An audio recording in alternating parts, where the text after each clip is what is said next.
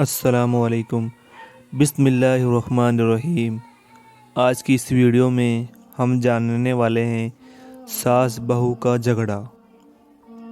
दोस्तों, हमारे चैनल को सब्सक्राइब और फॉलो कर लीजिए और वीडियो को लाइक और शेयर कर दीजिए। लेडीज़ कोर्स में आपका स्वागत है। और हमारे इस वीडियो में आज ये टॉपिक होने वाला है सास बहू का झगड़ा। हमारे समाज का ये एक बहुत काबिले अफसोस और दर्दनाक सानिया है कि तकरीबन हर घर में सर्दियों से सास बहू की लड़ाइयाँ का मारिका जारी है। दुनिया की बड़ी से बड़ी लड़ाइयाँ, यहाँ तक कि आलमी जंग का खात्मा हो गया, मगर सास बहू की जंगें अजीम ये है कि ऐसी मनहूस लड़ाई है कि तकरीबन हर घर इस लड़ाई का मैदान जंग बना हुआ है। किस कदर ताज्जुब और हैरत की बात है कि माँ कितने लाड प्यार से अपने बेटों को पालती हैं, और जब लड़के जवान हो जाते हैं तो लड़कों की माँ अपने बेटे की शादी इनका सेहरा देखने के लिए सबसे ज़्यादा बेचैन और बेकरार रहती हैं, और घर घर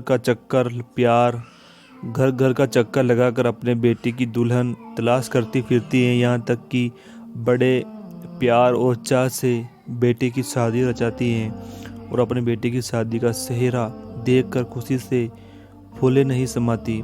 मगर जब गरीब दुल्हन अपना मायका छोड़कर और अपने माँ बाप, भाई बहन और रिश्ते नाते वालों से जुदा होकर अपने ससुराल में कदम रखती हैं, तो एकदम सास बहू की हरीफ बनकर अपने बहू से लड़ने लगती हैं और सास बहू की जंग हो जाती हैं। और बेचारा शोहर माँ और बीवी की लड़ाई की चक्की के दो पार्टों के दरमियान कुचलने और पीसने लगता है।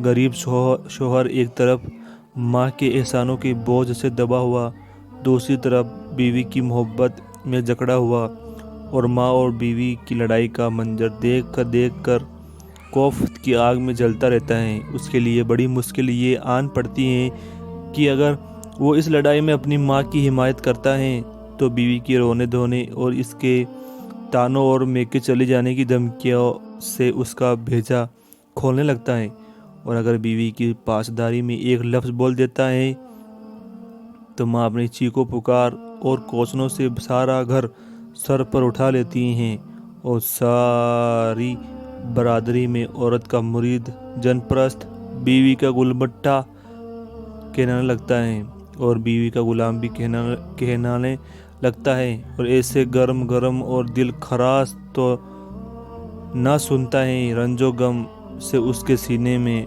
दिल फटने लगता है। इसमें शक नहीं कि सास बहू की लड़ाई में सास बहू और शौहर तीनों का कुछ न कुछ कसूर जरूर होता है। इस लड़ाई में सबसे बड़ा हाथ सास बहू का हुआ करता है। हालांकि हर सास पहले खुद भी बहू रह चुकी होती है, मगर वो अपने बहू बनकर रहने का ज़माना बिल्कुल भूल जाती हैं और अपनी बहू से ज़रूर लड़ाई करती हैं। और इसकी एक ख़ास वजह ये है कि जब तक लड़की की शादी नहीं होती 100% बेटे का ताल्लुक़ माँ ही से हुआ करता है। बेटा अपनी सारी कमाई और सारा जो सामान भी लाता है वो अपने माँ ही के हाथ में देता है। हर चीज़ माँ ही से तलब कर इस्तेमाल करता है और दिन रात सैकड़ों मर्तबा अम्मा अम्मा कहकर बात बात में माँ को पुकारता है। इससे माँ का कलेजा खुशी से फूलकर शेर भर का हो जाया करता है, और इस माँ का कलेजा खुशी से फूलकर शेर भर का हो जाया करता है, और माँ इसके ख्याल में मगन रहती हैं कि मैं घर की मालकिन हूँ और मेरा बेटा मेरा फर्मा बरदार है। लेकिन शादी के बाद बेटे की मोहब्बत बीवी की तरफ रुख कर लेती है और बेटा न कुछ अपनी बीवी को देने और कुछ न कुछ इससे मांग कर लेने लगता है। तो माँ को फितरी तौर पर बड़ा झटका लगता है कि मेरा बेटा, कि मैंने इसको पाल पोस कर बड़ा किया, अब ये मुझको नज़रअंदाज कर के अपनी बीवी के कब्जे में चला गया।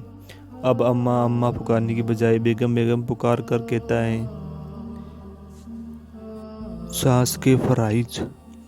हर सास का ये फ़र्ज़ होता है कि वे अपनी बहू को अपनी बेटी की तरह समझे और हर मामले में इसके साथ शफ़क़त व मोहब्बत का बर्ताव करे। अगर बहू से इसकी कमसनी यानी तजुर्बा कारी की वजह से कोई गलती हो जाए तो ताना ना मारने और कोसने देने की बजाय अखलाक व मोहब्बत के साथ इसको काम का सही तरीका और ढंग सिखाए और हमेशा इसका ख्याल रखे कि ये कम उम्र और ना तजुर्बा का लड़की है, यानी कम एक्सपीरियंस है, इसलिए अपने माँ बाप से जुदा होकर हमारे घर में आई हैं। इसके लिए ये घर नया और इसका माहौल नया है।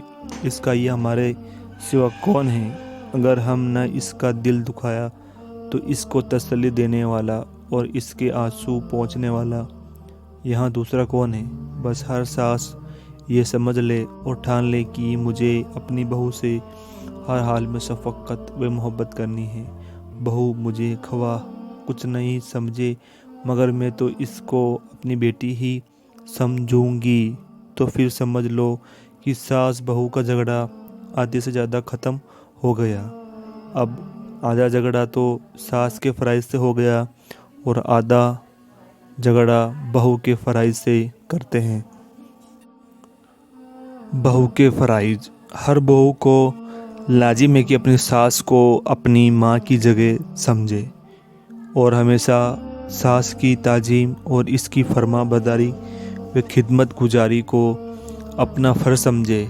सास अगर किसी मामले में डांट डपट करे तो खामोशी से सुन ले और हरगिज़ खबरदार कभी सास को पलट कर उल्टा सीधा जवाब ना दे, बल्कि सब्र करे। इसी तरह अपने ससुर को भी अपने बाप की जगह जान कर उसकी ताजीम व खिदमत को अपने लिए लाजिम समझे और सास ससुर की ज़िंदगी में इनसे अलग रहने की ख्वाहिश ना जाहिर करे और अपनी देवरानी और जेठानियों और ननंद से भी हस्बे मरातिब अच्छा बर्ताव रखे और ये ठान ले कि मुझे हर हाल में इन्हीं लोगों के साथ ज़िंदगी बसर करनी है। अब आइए हम सीखते हैं बेटे के फ़राइज़। हर बेटे को लाजिम है कि जब इसकी दुल्हन घर आ जाए तो हस्बे दस्तूर अपनी दुल्हन से खूब प्यार व मोहब्बत करे, लेकिन माँ बाप के अदब एहतराम और इनकी खिदमत व इताअत में हरगिज़ बाल बराबर भी फ़र्क नहीं आने दे। अब भी हर चीज़ का लेन देन माँ ही के हाथ से करता रहे। अपनी दुल्हन को भी यही ताकीद करता रहे कि बगैर मेरी माँ और मेरे माँ बाप की राय की हरगिज़ ना कोई काम करे, ना बगैर इन दोनों से इजाज़त लिए घर का कोई चीज़ इस्तेमाल करे। इस तर्ज अमल से सास के दिल को सुकून व इत्मीनान रहेगा कि अब घर की मालिका मैं ही हूँ, बेटा बहू दोनों मेरे फरमाबरदार हैं। फिर हरगिज़ कभी वो अपने बेटे और बहू से नहीं लड़ेंगे। जो लड़के शादी के बाद अपनी माँ से लापरवाही बरतने लगते हैं, अपनी दुल्हन को घर की मालिका बना लिया करते हैं, उम्मन उसी घर में सास बहू की लड़ाइयाँ हुआ करती हैं। लेकिन जिन घरों में सास बहू और बेटे अपने मज़कूरा बाला फ़राइज़ का ख्याल रखते हैं, उन घरों में सास बहू की लड़ाइयाँ की नौबत ही नहीं आती।